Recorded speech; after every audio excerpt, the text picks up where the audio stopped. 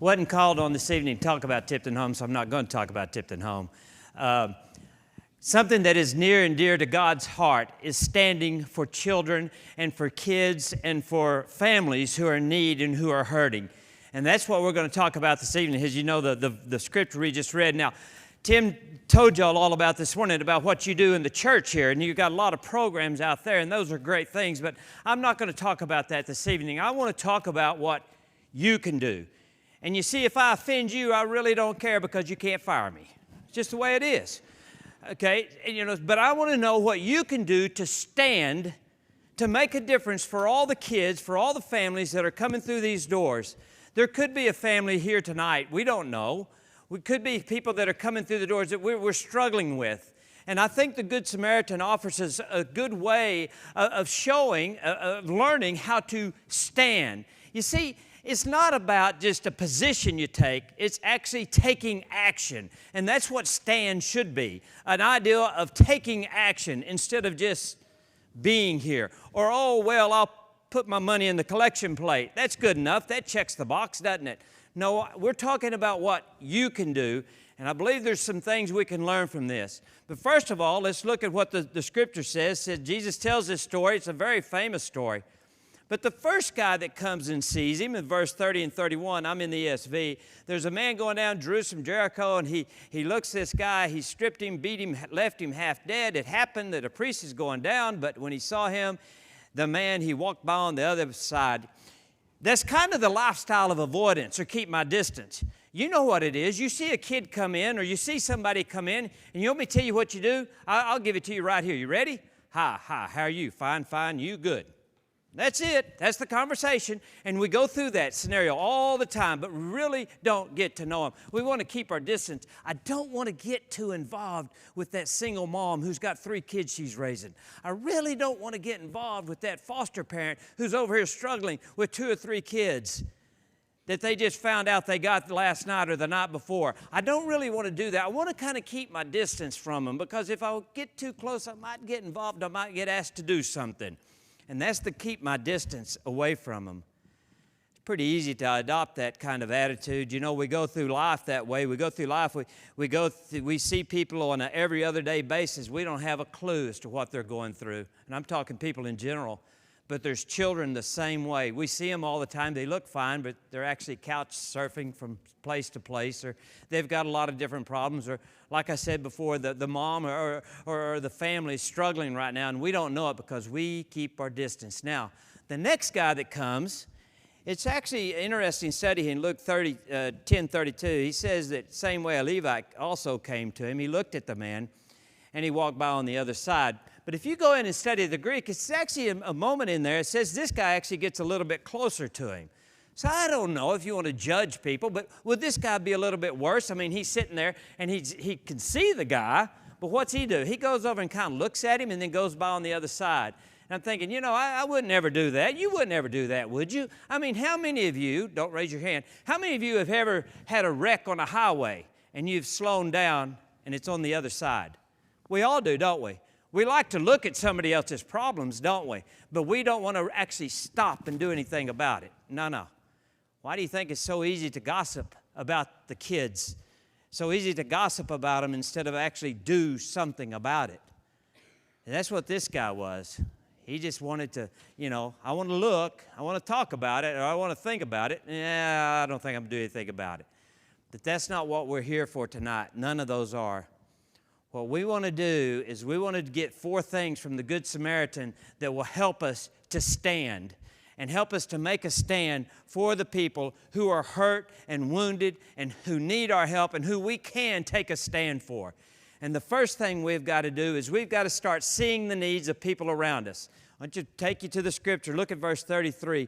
When he saw the man's condition, he had pity on him, or he had compassion on him. When he saw, he took a stand, didn't he? If I want to be a person who's going to be able to take a stand, I've got to be able to see people around me. I've got to be able to see the problems around me. There's wounded people, there's wounded kids, there's wounded families all over the world, but they're with us tonight, and they're coming through, and they're sitting on the pew next to you, but we don't see it. Now, why don't we see it?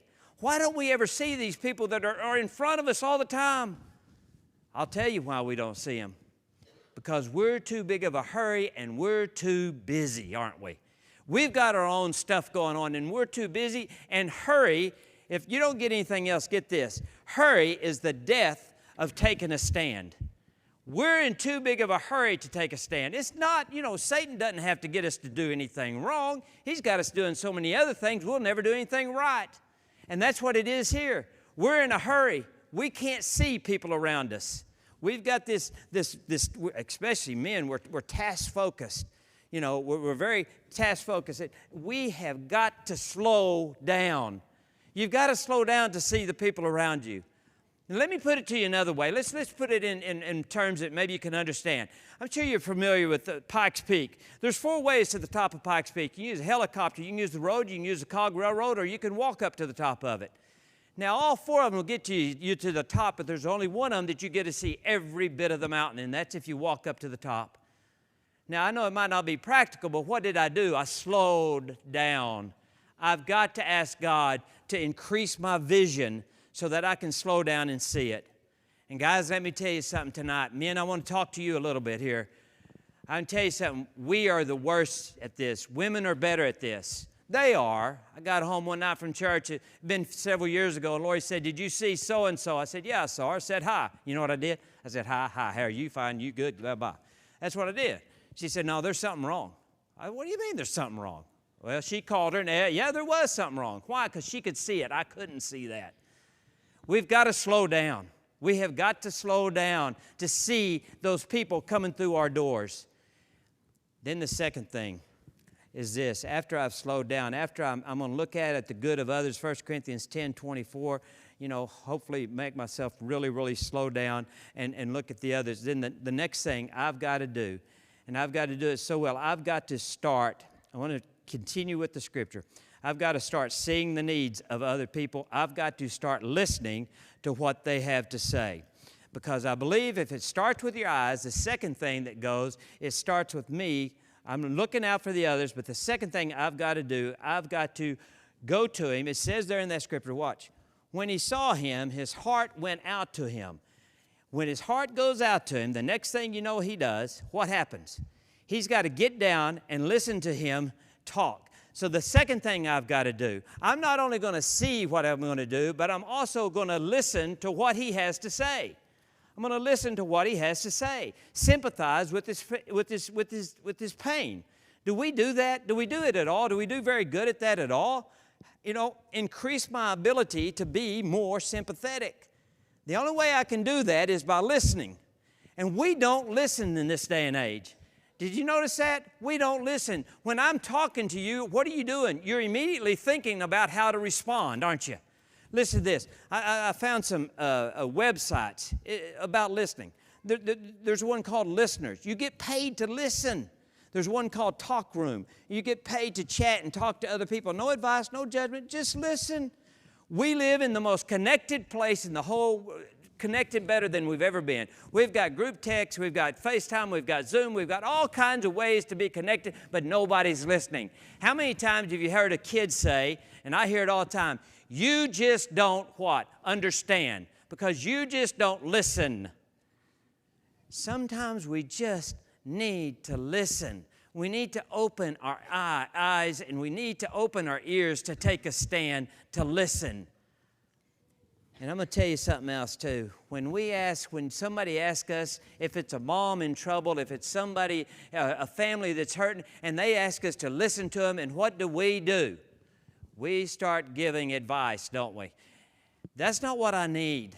That's not what I need. I just need you to listen to me. Don't give advice. If I need advice, I can go on ChatGPT, I can go on Google, I can go all over the internet, and I can get all the advice I need, right? But if I really want to stand with this family, I'm going to listen to them and just listen to them. It involves your ears if I want to take a stand, and if I want to make a difference in the kids' life, if I want to make a difference in other people's life, I've got to just listen to them. You ever notice, though, when we start listening to people, what happens? We do it, don't you? Y'all ever do this? Well, I remember when, Yeah, back in 92, back in 73, well, I remember that. Well, that would have never happened. But we're not listening, are we? And when we start doing that, our mind's already shut off and we're not listening to what the person says. We're already making it up. We need to listen to the people around. If we really want to take a stand, the first thing we're going to do is see the needs of people around us, and then we will listen to what they have to say. And then the third one this evening is this, and I want to spend some time here, and that is we have to seize the moment. Seize the moment to be kind. Don't wait, don't delay, don't procrastinate. You seize the moment to be kind. Look at what he said. Kneeling beside him, the Samaritan soothed his wounds with medicine and bandaged him. He took action. Standing is something you do. He didn't say, bless your heart. He didn't say, I feel sorry for you. He didn't. He said he took action. Notice also another thing about him. It says he stooped down. He got down on his level. I know he's doing it because the guy's on the ground, but think of the symbolism of that. We don't need to do it from a superior standpoint. We don't need to make that kind of, analogy like, hey, you need to get up and get better there, buddy. I'm up here and you're down there. We need to be on their level, whatever that level is. And we need to talk to them on that level. And notice that's what the Good Samaritan did. He seized the moment. Second, look at what else he did. He used what he had. How many times have you used it as an excuse because I don't know what to say. I don't know what to do. Guys, if there's a teenager or a family in crisis, you don't have to know what you could do. You can say these very words that I'm fixing to tell you. Ready? How can I pray for you? Let me pray for you. It's that simple. This guy used what he had. He had oil and wine. He put it on. The oil would be soothing. The wine would have been antiseptic. And then it also says, and notice that he put bandages on him. Did he have one of those white, Red Cross little first aid kits that he had the little gauze strip? No. Well, where did he get bandages? Well, he must have ripped up his own clothes. And then he used what he had. The point is, he didn't call the elders. He didn't call the preacher. He didn't call all the people out back that are specialized in this stuff. He didn't call all them. He did what he could do. And that's what I want to encourage you to take a stand. You do what you can do in the moment. Proverbs 33, 27, 28 says, do not withhold good from those to whom it is due. When it is in your power to do it, do not say to your neighbor, go and come again tomorrow, I'll give it, when you have it with you. Twice in there he says, do not. The world is full of wounded kids and wounded families all over the place. It could be on the very row you're next to, wounded relationally, wounded in trauma that we deal with a bunch, wounded in different ways, and we aren't taking advantage of it. We're not seizing the moment. And let me tell you some things about seizing the moment. I told you I was going to spend some time here. If I really want to take a stand, I have to be willing to be interrupted. You understand that, right? You have to be willing to be interrupted. On my way home tonight, between Manitou and Tipton, 9-mile stretch there, I've got it already figured. There's going to be a pickup that just hit a deer. We're hitting a lot of deer down there this time of year. We just hit a deer, and he's over in the ditch, and I'm going to just go right on by. No, because one thing, they're probably going to know me, because there's not that many people down there, and so I can't get by with that. But you know what? I don't know what time that'll be, but I don't have that scheduled. You understand? I mean, so when a kid needs, a child needs, a family needs, or they're in crisis, you've got to be willing to be interrupted. It's just thinking about it. Look at this guy. Look at the Good Samaritan. Look at all the excuses he could have had. Oh, I got my own business to take care of. He could have said that. He could have used all kinds of things. My business is important. And I'm going to put it on our terms. My business is important. And, oh, by the way, I put my money in the collection plate, so I got you checked off, right? Yeah, I don't think it works that way. I'm going to tell you something about excuses. Anytime you want an excuse, Satan is right there to give you all you need. He'll give you all you need, and he'll give you 1,000 of you every time you need it. So what's your excuse? What's your excuse? Notice also in that scripture there, it just so happened, it says that. It just so happened. Just so happened that guy was there. Just so happened the robber's there. It just so happens that God puts children and families in need in your way. No, it doesn't just so happen. He does it so he can teach you something. God is always putting different things in your way to teach you different things. He's putting patience in my way all the time to teach me things. And he still hadn't taught me. And he's still doing it. The other day at Walmart, I checked out and had the whole thing done. Oh, I checked myself out. I'm not waiting on any person to do it. I don't have that much time. And guess what? The whole thing was mixed up. I had to recheck everything at a whole nother one. God's still working on me. God puts people in your way to teach you these things. And I believe He puts people here in your way to teach you things. You've got to be willing to be interrupted. You've got to be willing to be interrupted. It's just going to happen. The other thing, too, about that, about seizing the moment, you got to be willing to take risk. You've got to be willing to take risk on children. You've got to be willing to take risk on families. You've got to be willing to take risk on all the people that are coming through the back door back there. And you've got to be able to take those risks. But just imagine the fears and all the kind of fears and all the kind of things the Good Samaritan could have done. He goes over there, hey, what if this is just decoy and they rip me off? He goes over there and this guy rejects me. I'm a Samaritan. He's a Jew. I mean, why wouldn't he reject me? We hate each other. All legitimate fears. What if I get over there and I can't really help them? Well, you can help them by talking to them and seeing what their needs are. But at least he went over and did it. He's had that fear, all kinds of fear.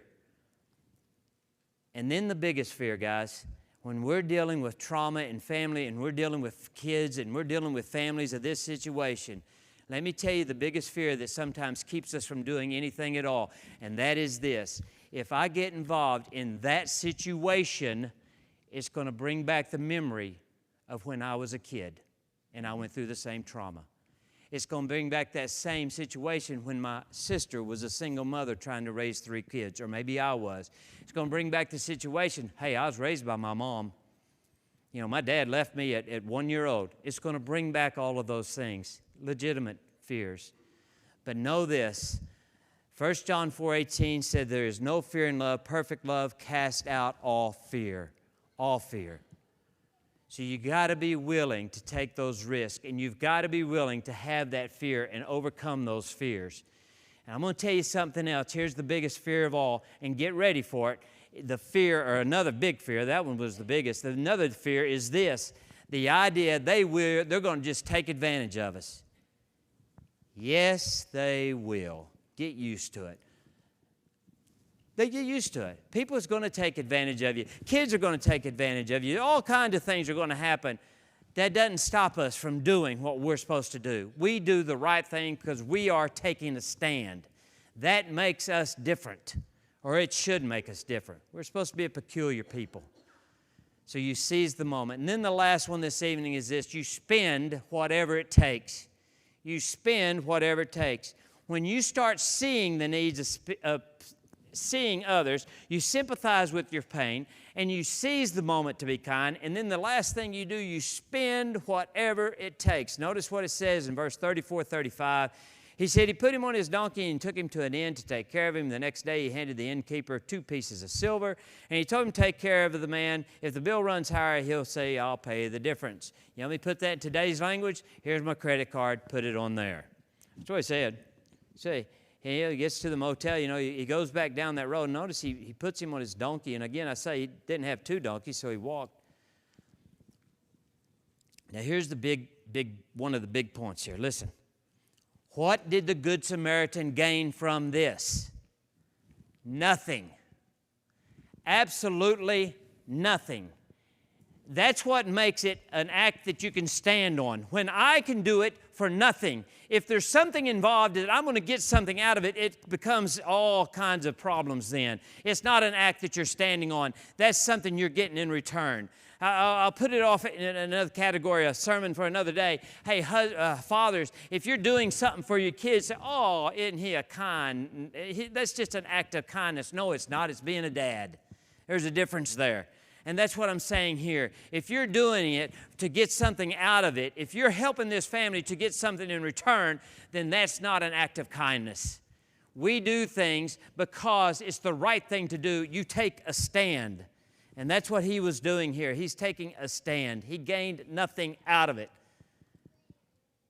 You want me to put this in real terms for you? I will. I get asked all the time, hey, Joe, why don't you get somebody in here that's, 6'2", runs a 4.40, vertical jump of whatever a good vertical jump is, I don't know. I tell them all the same thing, because there are no children that will ever come to Tipton Home in that condition because some coach or some family will find a home for them here.